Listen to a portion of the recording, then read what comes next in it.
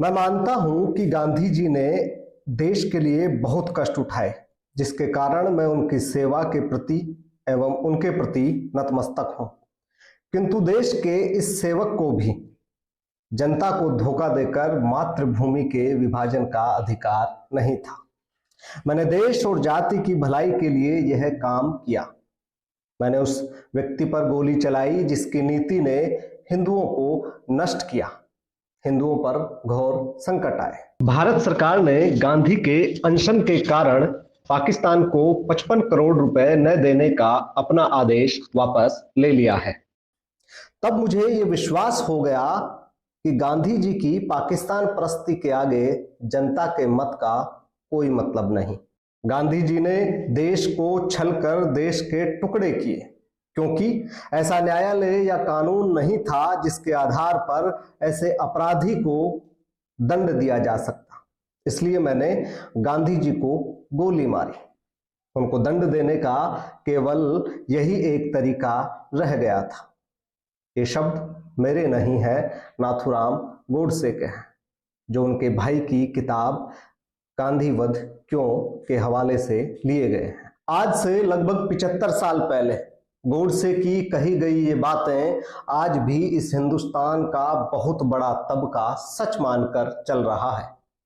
चाहे देश के विभाजन के लिए गांधी को जिम्मेदार ठहराने की बात हो या पाकिस्तान को 55 करोड़ देने के लिए गांधी के अनशन की बात, ऐसे बहुत से मुद्दे गांधी को लेकर इस देश में आज भी सच माने जा रहे हैं, जिनका सच से कोई लेना देना नहीं है। आज गांधी की शहादत का दिन है और ऐसे में यह आवश्यक हो जाता है कि गांधी के बारे में फैलाए जा रहे झूठ को लेकर हम बात करें, क्योंकि गांधी किसी की वसीयत में लिखा गया कोई पन्ना नहीं है जिस पर किसी एक का अधिकार हो। दरअसल गांधी इस देश की आत्मा है, गांधी इस देश की पहचान है, गांधी इस देश की प्रतिष्ठा है, गांधी इस देश का सम्मान है, गांधी इस देश का विचार है, गांधी इस देश का व्यवहार है, गांधी इस देश के नुमाइंदे हैं, गांधी इस देश का आधार है, गांधी मानवता की मूरत है, गांधी गरीब की सूरत है। इंसानियत गांधी में निवास करती है, मानवता गांधी में विश्वास करती है। गांधी गलतियों से अछूते नहीं है, इसलिए गांधी किसी से भी अछूते नहीं है। तो गांधी के शहादत दिवस पर पाकिस्तान को 55 करोड़ दिए जाने की मांग पर किए गए अनशन का सच और विभाजन के लिए गांधी कितने जिम्मेदार हैं उसका सच, इस पर बात होना आवश्यक है। नमस्कार, मेरा नाम राजेंद्र सिंह धरतीपुत्र है और आप देख रहे हैं राजगाथा, गाथा समाज की। सबसे पहले पाकिस्तान को 55 करोड़ रुपए दिए जाने की मांग को लेकर गांधी द्वारा किए गए अनशन का सच। समय है आजादी का, देश आजाद हो चुका है और देश का विभाजन हो चुका है। दो मुल्क बन चुके हैं, मगर बैंक केवल एक है, रिजर्व बैंक ऑफ इंडिया। ऐसे में तय हुआ कि अक्टूबर 1948 तक reserve bank of India Bharat और पाकिस्तान के लिए एक साझा बैंक के रूप में काम करेगा। रिजर्व बैंक की पूंजी थी उस समय 400 करोड़ रुपए और उस 400 करोड़ में से 75 करोड़ रुपए पाकिस्तान को दिए जाने थे। 20 करोड़ रुपए विभाजन के समय ही दे दिए गए। बाकी 55 करोड़ रुपए पाकिस्तान की डिमांड के मुताबिक दिया जाना तय हुआ और इस तय होने पर नेहरू और पटेल दोनों के हस्ताक्षर हुए। भारत पाकिस्तान को बाकी बचे 55 करोड़ रुपए भी देने वाला था, मगर तभी कश्मीर में कबायलियों का हमला हो जाता है पाकिस्तान की शह पर। पटेल नाराज हो जाते हैं और 55 करोड़ रुपए देने से इनकार कर देते हैं। मंत्रिमंडल में प्रस्ताव पास होता है और निर्णय होता है कि पाकिस्तान को 55 करोड़ रुपए नहीं दिए जाएंगे।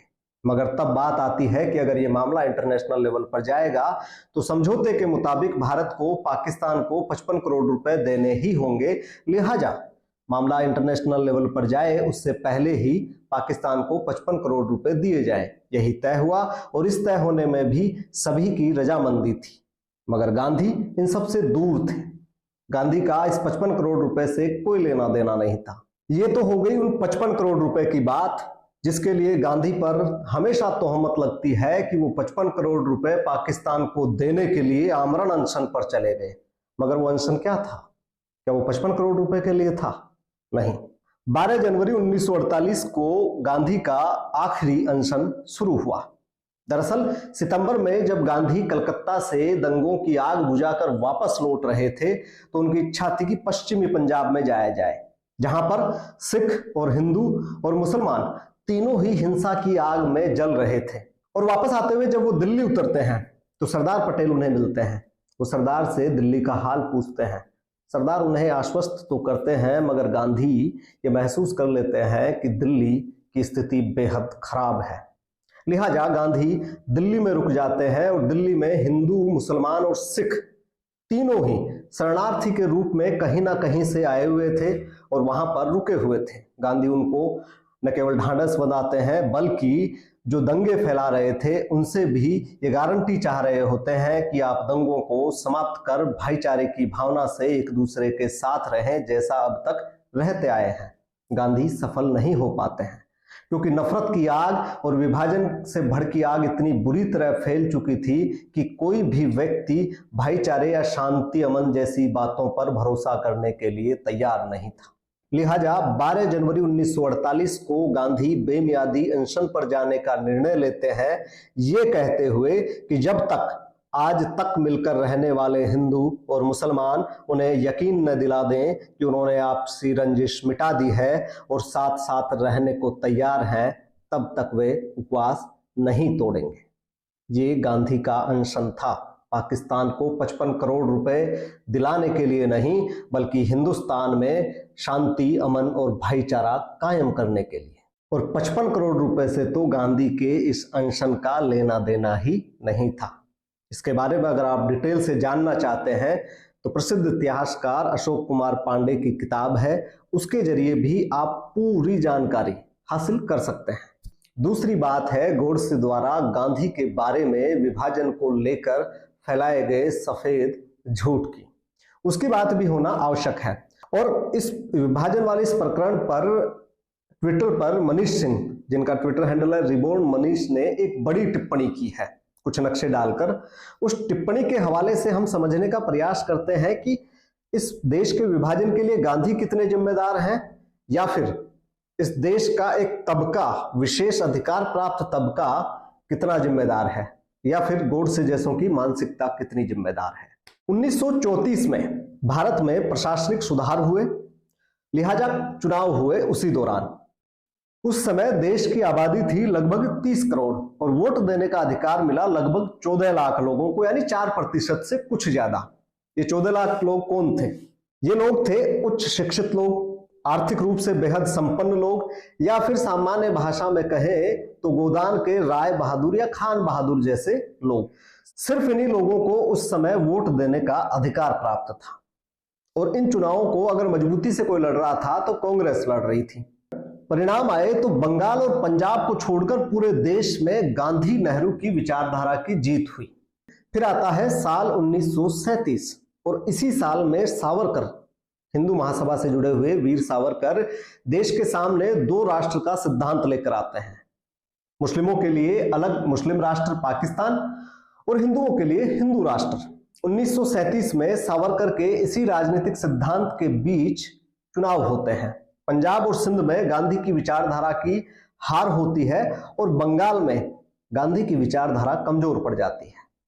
मगर बंगाल के चुनाव में एक दिलचस्प वाकया होता है। हिंदू महासभा के जो सावरकर 2 राष्ट्र का सिद्धांत दे रहे थे, मुसलमानों के लिए अलग राष्ट्र की डिमांड कर रहे थे, हिंदुओं के लिए अलग राष्ट्र की डिमांड कर रहे थे, उसी हिंदू महासभा के श्यामा प्रसाद मुखर्जी बंगाल में मुस्लिम लीग के साथ सरकार में शामिल होते हैं और न केवल शामिल होते हैं बल्कि मंत्री भी बनते हैं।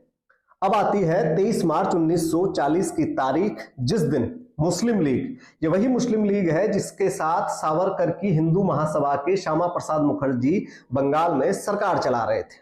ये मुस्लिम लीग 23 मार्च 1940 को पाकिस्तान प्रस्ताव पेश करती है, यानी मुस्लिमों के लिए अलग राष्ट्र पाकिस्तान की डिमांड करती है।